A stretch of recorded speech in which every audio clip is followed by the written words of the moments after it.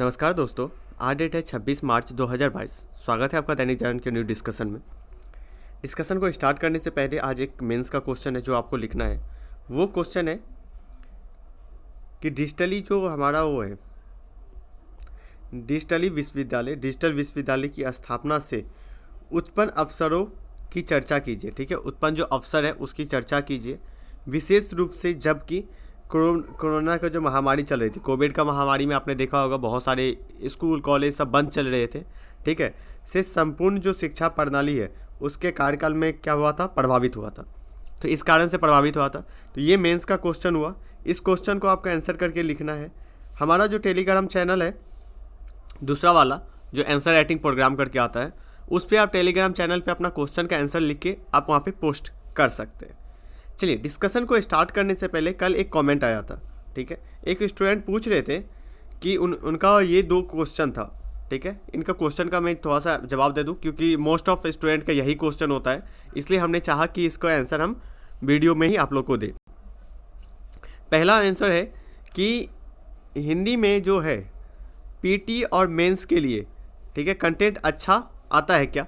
तो देखिए, सिंपल सा मैं समझता हूँ कि जो आप हम जो डिस्कशन करवाते हैं, ठीक है, उसके थ्रू, और आप कोई एक चैनल जैसे मान लीजिए कि डेली का जो करवाते हैं, डेली वाला, डेली का जो आता है वेबसाइट पे, जैसे इनसाइड आप ले सकते हैं, इनसाइड पे भी हिंदी में आता है। आप दृष्टि आईएएस ले सकते हैं, आप दूसरा भी कोचिंग सेंटर का ले सकते हैं, किसी एक का। ठीक है, यहाँ से एक न्यूज़पेपर कर लीजिए, उसके बाद किसी एक का पकड़ के आप रोज़ का किया करिए। ठीक है, तो आपका जो हिंदू में जो कंटेंट अच्छा आता है वो भी आपका यहाँ से कंप्लीट हो जाएगा और हिंदी मीडियम का भी कंटेंट अच्छे से आ जाएगा। ठीक है, तो आप जो दैनिक जागरण करते हैं ना, तो दैनिक जागरण से आपका निकल जाएगा। क्योंकि देखिए, अब द हिंदू तो पढ़ना अच्छा है, ये तो हमें भी पता है कि द हिंदू सबसे अच्छी कंटेंट आती है, लेकिन आपकी इंग्लिश कितनी अच्छी है? आपको इंग्लिश समझ में आएगा? यदि आपको इंग्लिश समझ में आता है, आप पढ़ के समझ जाते हैं, तो फिर हिंदू पढ़िए, कोई दिक्कत नहीं है फिर दैनिक जागरण पढ़ने की। यदि आपको नहीं आता है तो फिर तो कोई तो आपके ऑप्शन है ना, उससे अच्छा ना पढ़ने से अच्छा है कि दैनिक जागरण पढ़े, क्योंकि कुछ तो आपकी क्वालिटी है ना। और हिंदी मीडियम के लिए जो एक अच्छा न्यूज़पेपर है वो दैनिक जागरण का राष्ट्रीय संस्करण ही है, तो ये आप ध्यान रखेंगे। इनका फिर कहना था कि हिंदी माध्यम के लिए, ठीक है, ये वाला शब्द थोड़ा सा छोड़िए। ये जो है ना, अपने आप को डिमोटिवेट करके हमें नहीं रखना कि हिंदी माध्यम से हमें, ऐसा नहीं है। ठीक है, आपको पता होगा कि मेरी पढ़ाई इंग्लिश मीडियम में हुआ है, लेकिन मैं यहाँ पे हिंदी माध्यम में इसलिए आया हूँ क्योंकि सबसे ज़्यादा ज़रूरत नीड होती है हिंदी माध्यम स्टूडेंट को हेल्प करने की। आप देख लेंगे द हिंदू का हर जगह डिस्कशन मिल जाएगा, लेकिन दैनिक जागरण का आप बहुत से बहुत 1-2 ही टीचर है जो दैनिक जागरण का डिस्कशन करवाते हैं। क्यों? क्योंकि उनको व्यू चाहिए, हमें व्यू नहीं चाहिए। मैंने आपको पहले भी बताया था, आप में से कोई 2 पर्सन ही निकाल लेगा ना एग्जाम, 1 पर्सन ही एग्जाम से हेल्प हो जाएगा ना इस डिस्कशन से, हमारे लिए वही बहुत है, हमारे लिए वही रिवॉर्ड है। ठीक है, यदि व्यू के चक्कर में जाते तो हम भी दैनिक द हिंदू का कर सकते थे, हम भी दूसरी चीज़ों का कर सकते थे जिससे कि हमें व्यू आए, लेकिन ऐसा नहीं है। इसलिए आप अपनी जो मीडियम है ना, अपने मीडियम पे गर्व करिए। ठीक है, और एक मोटिवेशन रखिए कि हाँ, कोई नहीं, हिंदी माध्यम में क्या है, माध्यम एक भाषा को लिखने की शैली होती है, आप किसी भी माध्यम से लिख सकते हैं। ठीक है, इसके बाद इन्होंने बोला कि द हिंदू जो है, द हिंदू न्यूज़पेपर पढ़ना चाहिए या नहीं। देखिए, मेरा एक ही आंसर है, यदि आपकी इंग्लिश अच्छी है, आप न्यूज़पेपर पढ़ के, ठीक है, समझ लेते हैं, तो फिर आप द हिंदू पढ़िए, दैनिक जागरण को पढ़ने की ज़रूरत नहीं है। ठीक है, यदि आपकी पढ़ने के बाद, रीडिंग के बाद चीज़ें समझ में नहीं आती है, तो फिर आप क्या करिए, दैनिक जागरण पढ़िए। ठीक है, समझ गए? अगर पढ़ना है तो कैसे पढ़ना है, तो एक ही ऑप्शन है। यदि आपको द हिंदू का हिंदी सही है तो आप पढ़ सकते हैं। ठीक है, यदि अन्यथा नहीं सही है तो देखिए, डेली का जो कोचिंग इंस्टीट्यूट है ना, इतने ज़्यादा सैलरी रख के टीचर को रखा है, इतने ज़्यादा कंटेंट राइटर को रखा है, तो उसका तो लाभ उठाइए आप। जैसे इनसाइड हो गया, दृष्टि होगी, बहुत सारे हैं, आईएएस बाबा है, बहुत सारे हैं जो ये डेली वाला जो न्यूज निकालते हैं। आप वहाँ पे जाइए डेली, और डेली वहाँ से क्या करिए, आप पढ़ लिया करिए। ठीक है, तो जो इंपॉर्टेंट आर्टिकल होता है वो पढ़ लिया। देखिए, हम लोग क्या करते हैं, ज़्यादा वीडियो देखने के चक्कर में जाते हैं। वीडियो मत ज़्यादा देखिए, जाके कंटेंट पढ़िए। एक्चुअली जितना आप कंटेंट पढ़ेंगे ना, उससे ज़्यादा समझ में आएगा। आप क्या करते हो, मेरा भी देख लिए, किसी और का भी देख लिए, किसी और का भी देख लिए, तो इससे काम नहीं चलेगा। आप क्या करिए, एक चीज़ों को फॉलो करिए, कंटिन्यू करिए, दृष्टि या विजन इनसाइट को पकड़िए और दैनिक जागरण को करिए। दैनिक जागरण को आधे घंटे में कंप्लीट करिए, आधा घंटा वहाँ पे दीजिए, इनफ है। 45 से 1 से 1.5 घंटा तक आप दीजिए न्यूज़पेपर करंट अफेयर को। उसके बाद अपना विजन जो IAS है, विजन IAS का मैगजीन, उसको कंप्लीट करिए। That is enough. इतना ही करना है आपको करंट अफेयर के लिए, इससे ज़्यादा हाथ पांव फेंकने की जरूरत नहीं है। स्टैटिक्स पोर्शन पे ध्यान दीजिए, वो भी हमारे लिए बहुत ही ज़रूरी है। ओके, चलिए नेक्स्ट आप आर्टिकल अपने डिस्कस करते हैं। पहला जो आर्टिकल है वो है कि चीन के जो विदेश मंत्री है वो भारत आए और हमारे जो विदेश मंत्री है S जयशंकर, उनके साथ इनके बातचीत हुई। बातचीत में चीज़ें निकल के आई कि 3 बातें प्रमुख निकल के आया। 3 बातें क्या क्या था? पहला, चीन के द्वारा प्रस्ताव, 3 तरह का प्रस्ताव रखा गया। पहला प्रस्ताव था कि दीर्घकाल में जो लक्ष्य है उसको पूरा करने के लिए हमें द्विपक्षीय रिश्ते बनाने की ज़रूरत है। ठीक है, साथ में दोनों जन को आने की ज़रूरत है, दोनों काम करेंगे साथ में। दूसरा चीज़ इनका कहना था एक दूसरे के विकास का फ़ायदा उठाना चाहिए। आप इन्होंने कहा कि एक दूसरे के विकास का क्या करिए, फ़ायदा उठाइए। तीसरा चीज़ें इन्होंने कहा कि तीसरे जो चीज़ है कि बहुउद्देशीय जो प्रक्रिया है, ठीक है, बहुउद्देशीय जो हमारी प्रक्रिया है उसमें सहयोग करते हुए हिस्सा लिया जाए। ठीक है, उसमें सहयोग करते हुए हिस्सा लिया जाए।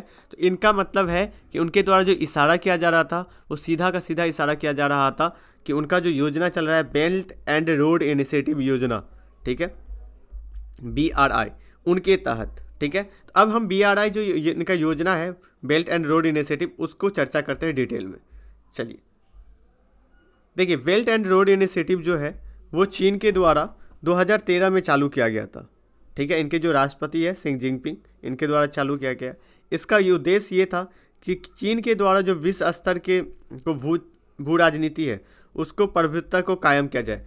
मतलब ये आप बांध के रखिए, ठीक है, इसको तो हम पूरे वर्ल्ड को क्या करेंगे, एक नेटवर्क के जोन में बांध के रखेंगे। ठीक है, इसके तहत क्या है, एशिया, यूरोप और अफ्रीका के बहुत सारे कंट्री, भूमि से हो या समुद्र से, सारे क्षेत्रों के साथ एक द्वारा परिचालित परियोजना होनी चाहिए। मतलब यहाँ से चाइना से निकले तो हर जगह कनेक्टिविटी होनी चाहिए जाने के लिए।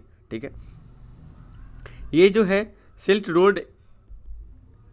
रोड इकोनॉमिक डोर है। ठीक है, इकोनॉमिक बेल्ट भी है इसको कहा जाता है। ये नई सदी का 19वीं सदी का क्या है, सिल्क रोड है। पहले सिल्क रोड हुआ करता था। ठीक है, अब ये चीज़ें हैं। इससे क्या होगा, इसकी महत्व क्या है, महत्वाकांक्षी ये है कि यहाँ पे आधारभूत ढांचा को विकास किया जाए, संपर्क को बढ़ाया जाए। आधारभूत ढांचा में मतलब कि आप सड़क बनाओ, बंदरगाह बनाओ, रेलवे, ये सब सारी चीज़ों को, कनेक्टिविटी को आप क्या करें, आप इसको विकसित किया जा सकता है। ठीक है, जिसमें रेल, सड़क, जलमार्ग के माध्यम से यूरोप, अफ्रीका और एशिया, इसको जोड़ने की बात की जा रही है। इसके बाद क्या है, जनसंख्या जो है 70% जो जनसंख्या इसी के तहत आता है और 75% ऊर्जा का भंडार को ये क्या करता है, समेटता है। इसका जो पहला रूट है, पहला रूट जो होता है रूस, ईरान होते हुए कहाँ जाता है, इराक की ओर जाता है। उसके बाद दूसरा रूट जो है पाकिस्तान के कश्मीर से होते हुए कहाँ पे जाता है, ये श्रीलंका और इंडोनेशिया से होकर इराक को जोड़ता है। ठीक है, ये देख सकते हैं, ये रोड और पड़ोसी देशों के साथ, सड़क के साथ ये कनेक्टिविटी करते हैं। अब हमारे लिए क्या इंपॉर्टेंट है, हमारे लिए और चीज़ें इंपॉर्टेंट है कि इसकी मैप देखिए। ये मैप है, ये चाइना है, ये चाइना का बॉर्डर है। ये देखिए, यहाँ से ये पूरे कनेक्टिविटी को जोड़ के पूरा कहाँ तक फैला के रखे, ये देखिए। ठीक है, ये देखिए, ये सारा इनका इनिशिएटिव है कि देखो, ये आप ना ये देख रहे हैं कि हर चीज़ों को यहाँ पे कनेक्ट किया गया है। देखिए, भारत इसका अभी तक पार्ट नहीं है, लेकिन ये मैप बना के रखे दिमाग में कि इस तरह से भारत से एग्जिट किया जा सकता है। अब देखिए, ये रोड इनिशिएटिव जो है, बेल्ट रोड इनिशिएटिव, भारत इसका पार्ट क्यों नहीं है, क्या प्रॉब्लम है? देखिए, भारत इसका पार्ट नहीं होने का पहला जो सबसे ज़्यादा प्रॉब्लम है वो है कि ये जो CPEC, China Pakistan economic corridor जो है, ठीक है, चाइना पाकिस्तान इकोनॉमिक कॉरिडोर, ये जो जाती है, ये कहाँ से जाती है, ये पाक है, ये इंडिया है, और ये जो हमारा जम्मू कश्मीर वाला है। लेकिन आपको पता होगा कि ये क्षेत्र को किसने कब्जा करके रखा है, ये पाकिस्तान ने इसको कब्जा करके रखा है। तो ये बेल्ट रोड इनिशिएटिव जो है वो इसी रास्ते से होते हुए जाता है। तो भारत का यही आपत्ति है, ये जो रास्ता है भारत का है, ये हिस्सा भारत का पार्ट है, और इसके होते हुए यदि आप ले जाते हैं तो ये हमारे क्या है, संप्रभुता का उल्लंघन है। आप बिना पूछे हुए हमारे साथ जाते हैं तो संप्रभुता और अखंडता का हमारा उल्लंघन है। ठीक है, इसी के कारण से भारत जो है इसका पार्ट नहीं है। और इसके द्वारा अब जो तीसरा प्रस्ताव रखा गया था वो यही रखा गया था कि हमारा जो महत्वाकांक्षी उद्देश्य है उसमें हिस्सा हमें बनना चाहिए। तो इनका यही करना था। तो ये आर्टिकल हो गया। चलिए नेक्स्ट आर्टिकल की ओर चलते। नेक्स्ट आर्टिकल इस पेज में है, ठीक है। सुपरटेक जो कंपनियों के खिलाफ है ना, वो है कि दिवालिया प्रक्रिया चालू करने की बात की जा रही है, ठीक है। दिवालिया प्रक्रिया जो चालू की जा रही है उसके लिए है national company law tribunal. National company law tribunal, देखते हैं नेशनल कंपनी लॉ ट्रिब्यूनल क्या होता है। देखिए, नेशनल कंपनी लॉ ट्रिब्यूनल को 1 जून 2016 में बनाया गया था, जिसे हम बोलते हैं राष्ट्रीय कंपनी कानून न्यायाधिकरण, ठीक है। ये कंपनी अधिनियम 2013 के द्वारा बनाया गया, धारा 108 के तहत, ठीक है। ये इसके अध्यक्ष कौन होते हैं? इसके अध्यक्ष होते हैं उच्च न्यायालय के जज जो कम से कम 5 सालों तक अपने पद पे रह चुके हो। तो ये होता है, ये किसके बारे में हमने देखा? राष्ट्रीय कंपनी अधिनियम कानून अधिकार के बारे में, अधिनियम के बारे में, ट्रिब्यूनल के बारे में, ठीक है। अब हम देखते हैं इसमें क्या चीज़ें हैं। इसमें ये चीज़ें क्या गया है कि दिवालिया प्रक्रिया किस तरह से हुआ। यदि मोनेटेरियम होता है तो दिवालिया प्रक्रिया को मंजूरी मिलने पे मोनेटेरियम लागू होगा, ठीक है। इसका अर्थ ये होता है कि इस दौरान कोई भी व्यक्ति कंपनी के खिलाफ कोर्ट नहीं जा सकता, ट्रिब्यूनल नहीं जा सकता, या फिर अथॉरिटी में ना मुकदमा दायर कर सकते, कोई भी मुकदमा आप दायर नहीं कर सकते, ठीक है। इतना ही नहीं, इस दौरान कंपनी किसी भी तरह की संपत्ति का ना तो हस्तांतरण कर सकती है और ना ही भूमि को बेच सकती है। तो यदि ऐसे प्रक्रिया में है तो कोई केस भी नहीं कर सकता इसके खिलाफ, और ना ही आप क्या कर सकते हो, अपनी ज़मीन को बेच सकते हो, अपनी संपत्ति को बेच सकते हो। तो ये सारी चीज़ें था जो हमने देखा। चलिए अब नेक्स्ट आर्टिकल की ओर चलते हैं। नेक्स्ट आर्टिकल ये है कि भविष्य में रोशन करेगा 60 मिनट का अंधियारा। तो इसका मतलब ये होता है कि जैसे आप अपने घर में रहते हो, ठीक है, तो अपने घर में जब रहते हैं तो जब आप घर से निकल जाते हैं तो आप ध्यान रखिए कि आप लाइट बंद करके जाए, आप फैन को ऑफ करके जाए। क्या होता है ना, हम लोग छोड़ के चले जाते हैं क्योंकि अरे कितना आएगा बिल, और हमें बचाने से क्या होगा। हम लोग जो पानी होता है, हम लोग पानी को सेव करके नहीं रखते हैं। जो आपकी नल का ट्यूब होता है वो छोड़ देते खुला हुआ, पानी निकल रही है, क्या दिक्कत है, मोटर चलाएंगे फिर से आ जाएगा, ठीक है। तो ये सोच जो है ना, इसको चेंज करने की ज़रूरत है, क्योंकि ये सोच आज को आपको मिल जाएगा, लेकिन आपके आने वाला जो फ्यूचर है वो चीज़ें उसको सुविधा नहीं मिल पाएगा यदि आपने दोहन कर लिया ज़्यादा। तो इसीलिए हम बोलते हैं हम सतत विकास करना चाहिए। हमें ऐसा विकास करना चाहिए कि आने वाले पीढ़ी भी उसका लाभ उठा पाए। ऐसा नहीं कि आने वाले पीढ़ी बोलेगा कि कैसा पूर्वावस्था सब खा पी के चला गया, ठीक है। तो ये चीज़ें हमें नहीं होना चाहिए, हमें इस चीज़ों को लेकर। तो यही आर्टिकल था और इसमें कोई इंपॉर्टेंट चीज़ें नहीं था। नेक्स्ट आर्टिकल की ओर चलते हैं। नेक्स्ट आर्टिकल इस पेज में नहीं है, इस पेज में है कि अगस्त में शुरू हो सकती है डिजिटल यूनिवर्सिटी, ठीक है। तो डिजिटल यूनिवर्सिटी के बारे में हम देखते हैं डिटेल में कि डिजिटल यूनिवर्सिटी क्या है। आपको पता होगा कि हाल ही में बजट जो हमारा पेश किया गया है 2022-23, जिसमें डिजिटल यूनिवर्सिटी के लेके स्थापना के लेके प्रस्ताव रखा गया था। इसमें यह है कि राष्ट्रीय शिक्षा नीति 2020 के तहत इसको लाया जाएगा। इसके अंतर्गत ये होता है कि विश्व स्तरीय जो गुणवत्तापूर्ण शिक्षा है उसको बढ़ावा मिलेगा। कोई भी देखिए, हमारे यहाँ पे क्या है कि यूनिवर्सिटी है, वहाँ पे बहुत सारे लोग 12वीं के बाद या फिर उस ग्रेजुएशन के दौरान अपनी आर्थिक स्थिति सही नहीं होने के कारण वो जॉब पे लग जाते हैं। तो रेगुलर कॉलेज नहीं जाने के कारण उनका पढ़ाई क्या होता है, ब्रेक डाउन हो जाता है। यदि इस तरह का ऑनलाइन सिस्टम आ जाए तो लोग क्या है, कहीं पे भी क्लास कर सकते हैं, कहीं पे भी क्लास किया जा सकता है। जैसे आपने लॉकडाउन देखा, तो लॉकडाउन प्रक्रिया के दौरान पूरे कॉलेज को बंद किया गया था कोविड में, ठीक है, पूरे स्कूल को बंद किया गया था। तो वहाँ पे एक ही ऑप्शन निकल के आया था, ऑनलाइन स्टडी, ठीक है। तो ये चीज़ें हैं, तो इससे क्या होगा, लर्निंग लेस होगी, जो हमारा है लॉस जो है उसको भरा जाएगा। इसके द्वारा सरकार के द्वारा इनिशिएटिव चलाया गया था 1 क्लास 1 चैनल, ठीक है। बहुत सारा चैनल टीवी चैनलों पे आ रही थी 1 क्लास 1 चैनल। उसके बाद है प्रधानमंत्री विद्या योजना, तो ये है। उसके बाद ये टीवी कार्यक्रम होगा जो अमृतकाल महोत्सव जो अभी चल रहा है उससे संबंधित है। उसके बाद है इसके पक्ष में क्या चीज़ें दिया जाता है, इसके विपक्ष में क्या होता है। इसके पक्ष में जो चीज़ें दिया जाता है कि लर्निंग का जो वर्तमान मॉडल है उसका अक्षमता है, मतलब कि लर्निंग का जो वर्तमान जो परिदृश्य है उसमें क्या है कि पारंपरिक जो हमारा विश्वविद्यालय है उनमें हमने पहले ही बताया कि वे स्टूडेंट कंटिन्यू नहीं कर पाते हैं। नहीं करने से क्या है कि छात्रों की आवश्यकता और रुचि और हमारी जो वित्तीय क्षमता है उसके लिए ये चीज़ें बहुत ही इंपॉर्टेंट है।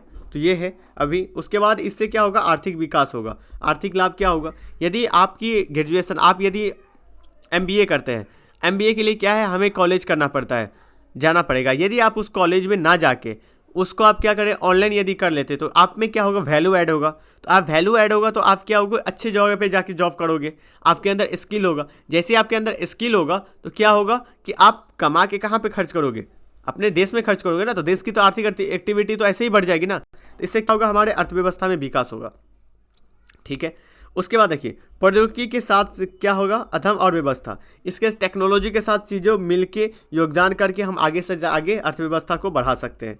उसके बाद है वैज्ञानिक प्रगति का योगदान होगा। इससे वैज्ञानिक प्रगति जैसे आपका बता सकते हो कि एआई, कृत्रिम बुद्धिमत्ता को विकास होगी, मशीन लर्निंग को बढ़ावा दिया जाएगा, वर्चुअल रियलिटी को बढ़ावा दिया जाएगा, ब्लॉकचेन टेक्निक को बढ़ावा दिया जाएगा। तो ये सारे टेक्निक हमारे पास आएगी, स्किल बढ़ के आएगा। उसके बाद है विपक्ष में क्या चीज़ें दिया जाता है।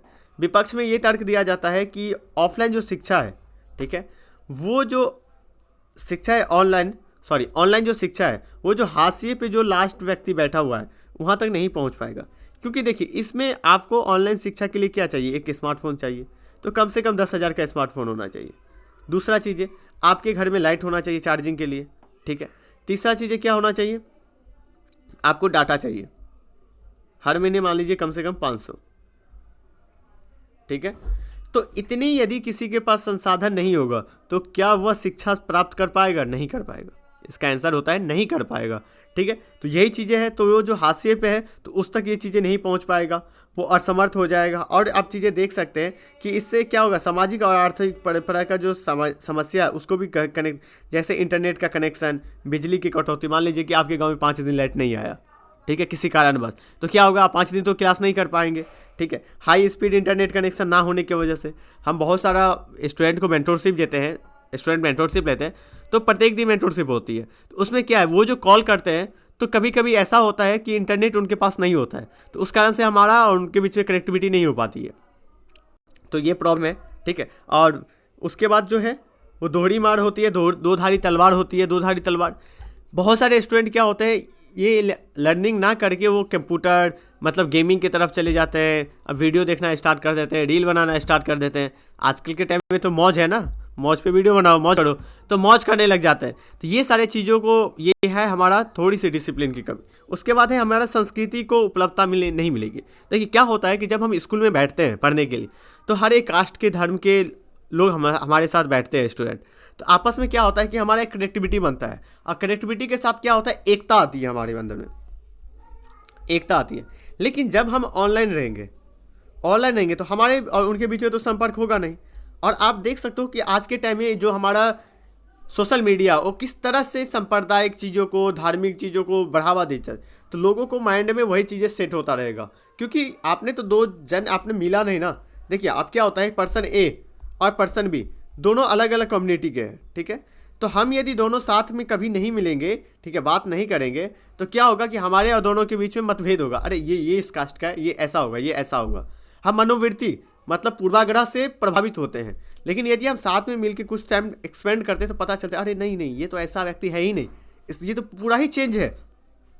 तो ये सारी चीज़ें ऑनलाइन लर्निंग के थ्रू नहीं आ पाएगा। आगे की राह में क्या बताया जाता है, आगे की राह में ये बताया जाता है कि ऑनलाइन लर्निंग जो है ना और ऑफलाइन लर्निंग वो उनका पूरक हो जाता है, सामने साथ साथ चलना चाहिए दोनों। ये नहीं कि ऑफलाइन बंद कर दो ऑनलाइन चालू कर दो, दोनों को साथ साथ चलाने की ज़रूरत है। उसके बाद डिजिटली विश्वविद्यालय को प्रसार का अवसर होना चाहिए, बढ़ावा देना चाहिए। शिक्षाओं के लेके डिजिटल हब बनाने की ज़रूरत है, शिक्षा के लेके डिजिटल हब बनाइए, ठीक है। उसके बाद IIT IIM ये जो जितने भी कॉलेज है इनके साथ इसको मिल के टीचिंग लर्निंग को बढ़ावा दिया जा सकता है, आने वाले पीढ़ी की आकांक्षाओं को पूरा किया जा सकता है, ठीक है। और जो एक चीज़ ये भी होता है, जैसे मान लीजिए कि आज आप IAS की तैयारी कर रहे हैं, UPSC की। पहले पता है, पहले IAS की तैयारी करते समय हम लोग जिस समय करते थे तो कोचिंग हम लोग लेना पड़ता था, ठीक है, क्योंकि ऑनलाइन रिसोर्स इतना ज़्यादा अवेलेबल था नहीं, तो आपको क्या करेगा, कोचिंग लेना पड़ेगा। तो आपको 1,00,000-2 लाख रुपया यहाँ पे लग जाता था, 1,00,000-2 लाख रुपया कोचिंग के लिए लगता था। रियलिटी मानिए यही होता था, ठीक है। लेकिन आज के डेट में आप क्या है, ऑनलाइन पढ़ पा रहे हैं। आज जो हम आपको न्यूज़ पढ़ा रहे हैं, पहले क्या था कि आप दिल्ली में आओगे तब अच्छे टीचर से पढ़ पाओगे। दिल्ली में आने के लिए आपको 10,000 रुपया कम से कम रूम का किराया चाहिए, आपकी मेंटेनेंस चाहिए, ठीक है। तो इतनी चीज़ें, कोचिंग में एडमिशन लोगे तब ये सिर्फ इतना ही डिस्कशन करवाते, वो थोड़ी ना कि कहीं से और अलग जगह से लेके आते, इतना ही डिस्कशन करवाते। लेकिन आज के डेट में देखिए आप फ्री में इस डिस्कशन को एक्सेस कर पाते हैं, आपके पास मोबाइल है, आपके पास डाटा है, आप खोलते हो और डिस्कशन कर पाते हो। वही चीज़ समझिए, आज के डेट में कंपटीशन बढ़ चुकी है एग्जाम में। पहले वही पढ़ पाता था जिसके पास रिसोर्स होता था, अब वो भी पढ़ पाता है जिसके पास रिसोर्स नहीं है। तो यूट्यूब और जो गूगल है, ये जो फ्री एक्सेस है, ये हमारे लिए आज के डेट में बहुत ही इंपॉर्टेंट हो गई है। ठीक है, तो ये आर्टिकल था। चलिए नेक्स्ट आर्टिकल की ओर चलते हैं। नेक्स्ट आर्टिकल जो है हमारा इस पेज के अंदर नहीं है, इस पेज के अंदर नहीं है। आज हो सकता है थोड़ा सा लंबा वीडियो चला जाए, बट कैरी ऑन, क्योंकि आज इंपॉर्टेंट आर्टिकल था। जिस दिन इंपॉर्टेंट नहीं होता है उस दिन हम खुद शॉर्ट में कर लेते हैं। ठीक है, आज इस पेज में नहीं है। इस पेज में है कि देखिए, खाद जो है ना, खाद जो तेल हो, उसकी महंगाई बढ़ रही है। महंगाई बढ़ने का क्या ऑप्शन है? ये है कि अभी जो रूस है, रूस और यूक्रेन के बीच में वॉर चल रहा है, लेकिन रूस और यूक्रेन ही विश्व में सबसे ज़्यादा खाद्य तेलों का निर्यात करता है। ठीक है, तो इससे हम क्या कर पा रहे हैं, वहाँ से तेल नहीं आ पा रही है। ये जो सप्लाई चेन है ये प्रभावित हुआ है। इससे क्या हो रहा है कि इससे बढ़ावा मिल रहा है, इसको महंगाई हो रही है। तो सरकार का लक्ष्य है कि इसकी जो आयात है उसकी निर्भरता को घटाया जाए और भारत में ऐसा चीज़ें लेके आ जाए कि हम तेल के मामले में भी आत्मनिर्भर बने। ठीक है, निर्मला सीतारमण जी थे, उन्होंने बोला था सदन में कि महंगाई जो है ना, उसके संकट, ये जो हमारा वर्ल्ड में, विश्व में जो वैश्विक संकट चल रही है, उससे अछूता नहीं रहेगा। क्योंकि आपको पता है कि ग्लोबलाइजेशन के वजह से, ग्लोबली करने से वजह से एक दूसरे के साथ क्या है, हर देश कनेक्ट है। ठीक है, जब एक दूसरे के साथ आप कनेक्ट रहोगे तो एक पे यदि प्रभाव आता है तो दूसरे की अर्थव्यवस्था पे भी प्रभाव आएगा। तो वही प्रॉब्लम है यहाँ पे भी। ठीक है, तो ये इंपॉर्टेंट यही था और कुछ नहीं। नेक्स्ट आर्टिकल में ये आर्टिकल पिक्चर जो है उसके लेके था, तो इसको इम्पॉर्टेंट नहीं है। ये आर्टिकल थोड़ा सा पेंशन वाला है, तो थोड़ी सी अलग तरीके से लेके आती है, तो ये भी हमारे लिए उतना इंपॉर्टेंट नहीं होता है। इंपॉर्टेंट होगा तो हम उसको डिस्कस कर लेंगे। ये चीन वाला है, हमने डिस्कस कर लिया। चीन के साथ जो अब आ सकता है, वन बेल्ट वन रोड योजना, ये देख लिया हमने। ये देखिए, एक्चुअली भुगतान संतुलन प्रणाली के बारे में बात की जाती है कि हमें भुगतान संतुलन प्रणाली में आत्मनिर्भर बनना चाहिए। एक्चुअली क्या होता है कि भुगतान प्रणाली जो होता है वो कहीं ना कहीं यूएसए और यूरोपीय जो कंट्री है उसके कनेक्टिविटी के थ्रू ही होता है हमारा। तो सरकार, राइटर का कहना यही है कि जो ये प्रणाली है, इसकी डिजिटलीकरण को भारत को बढ़ावा देना चाहिए और हमें क्या करना चाहिए, आत्मनिर्भर बनना चाहिए पेमेंट सिस्टम में, कि हम खुद से आत्मनिर्भर बन पाए। जिस तरह से हमारा रुपये कार्ड है, ये सब सारी चीज़ें हैं, इनको बढ़ावा देना चाहिए। NPI है, ठीक है, तो ये सब सारी चीज़ों जो है ना, इसको डेवलप करके हम क्या कर सकते हैं, ये कनेक्टिविटी को बढ़ावा दे सकते हैं। राइट, नेक्स्ट आर्टिकल, ये हमने आपको पहले ही बता दिया था स्विफ्ट के बारे में। ठीक है, स्विफ्ट जो है वो एक पेमेंट सिस्टम को सेटल करने का चीज़ें है, तो ये हमने पहले डिस्कस कर चुके थे, इसलिए हम यहाँ पे आपको डिस्कशन नहीं कर रहे। नेक्स्ट आर्टिकल देखते हैं। नेक्स्ट आर्टिकल इस पेज के अंदर नहीं है। इस पेज के अंदर है कि मुश्किल में होता जा रहा है अर्थव्यवस्था कहाँ का, श्रीलंका का। श्रीलंका में क्या है, अभी आर्थिक क्राइसिस आ गया, भुगतान संतुलन का क्राइसिस आ गया है। क्राइसिस आने से वहाँ पे महंगाई जो है वो चरम सीमा पे पहुँच गई है। महंगाई बढ़ रही है, लोग एक एक पैकेट दूध के लिए बहुत सारे पैसा पे कर रहे हैं। ठीक है, तो ये सारी चीज़ें बढ़ रही है। उससे क्या हो रहा है, इसके पीछे दो कारण है। एक तो सरकार का भी कारण है, ठीक है, एक दूसरा जो कोविड-19 है वो भी कारण है। कोरोना की वजह से ये प्रॉब्लम हुआ है। सरकार का ये कारण है, सरकार ने ना बहुत जल्दी ऑर्गेनिक जो खेती होती है, जैव विविधता का जो खेती होती है, जैविक खेती की तरफ सरकार चली गई थी। लेकिन आपको पता है जैविक खेती की तरफ आप तब जाओगे क्योंकि जैविक खेती से जो उत्पादन होता है वो कम मात्रा में होता है। पता है कि आपकी वो जो उत्पादन होगी उसमें कोई आपकी न्यूट्रिशन, मतलब आपके पोषण ज़्यादा होगा। लेकिन आप जब खाना खाते हो तो आप एक रोटी खा छोड़ देते हो कि इससे मुझे पोषण मिल गया, ख़त्म। जब तक पेट भरता है तब तक खाते हो ना। तो हम क्वालिटी के साथ साथ क्वांटिटी भी लेते हैं, तो दोनों ही चीज़ें ज़रूरी है। तो ये सरकार के ये दोनों ही, एक कोविड है, एक सरकार की अनावश्यक जो वस्तुएं है उसके आयात पे जो निर्भरता है वो चीज़ें है। उसके बाद है इनका जो विदेशी कर्ज है, वो बहुत ज़्यादा विदेशी कर्ज बढ़ चुका है, खासकर चीन के साथ। ठीक है, तो ये सारी चीज़ें हैं। उसके बाद रासायनिक खेती की ओर हमने बताया कि ये प्रतिबंध लगाने का एक जिम्मेदारी ये भी है। तो ये पॉइंट है जो इंपॉर्टेंट था इसके अंदर। नेक्स्ट आर्टिकल चलते हैं। नेक्स्ट आर्टिकल इस पेज के अंदर नहीं है, इस पेज के अंदर भी नहीं है, इस पेज के अंदर भी नहीं है। तो आज के लिए इतना ही इंपॉर्टेंट आर्टिकल था। यदि आप हमारे चैनल पे नया है तो चैनल को सब्सक्राइब करें, लाइक करें और अपने दोस्तों तक प्लीज़ शेयर करें। ठीक है, कि ज़्यादा से ज़्यादा लोगों तक पहुंच जाए। कि क्वालिटी कंटेंट एक्सेस करना ना सबसे डिफ़िकल्ट होता है, तो उनको आप हेल्प करें ये क्वालिटी करेक्ट तक। ठीक है, तो आज के डिस्कशन में इतना ही। Thank you so much.